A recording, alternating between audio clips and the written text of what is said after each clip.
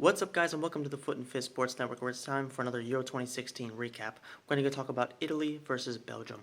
Now, coming into this game, Belgium were clearly the favorites, especially considering how Italy were missing their two best players in Claudio Marchisio and Marco Verratti.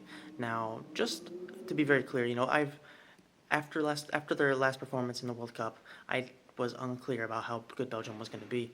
We saw how they have a very, very good team, but they seem to not really be gelled as a team.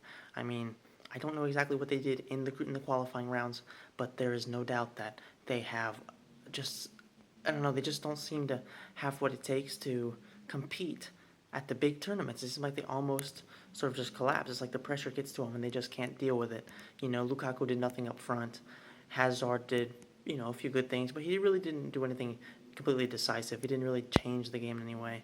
De Bruyne also kind of just faded out. Just as a whole, Belgium didn't really do anything when it comes to finishing. They dominated the game when it came to possession, and overall they probably played better than Italy, but Italy did what they needed to do, which was counterattack, and they actually finished shots.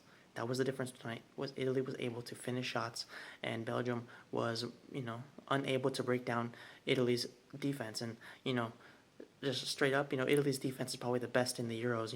Whenever you have Bonucci, Barzagli, and Chiellini in the team in front of Buffon, you're going to have a very, very hard time breaking them down. And Belgium just didn't have an answer for that strong defense. And Belgium have a lot of work to do if they are going to reach the expectations that people put on them as one of the favorites of the tournament. And as for Italy, they're in a great spot to move on, probably even top of the group, because they shouldn't have too much of a problem beating Sweden, who played like shit today. Ireland also aren't exactly a great team, but they probably deserve to win that. Let's be honest.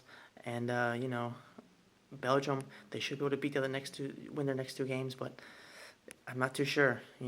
Play after today, they have a lack of finishing, and they have to work on that big time. If they don't, then they're not going to move on farther in the tournament. So that's it for this video. Hope you enjoyed it. If you did, please hit the like button and please subscribe to the channel. Thanks for watching. I'll see you next time.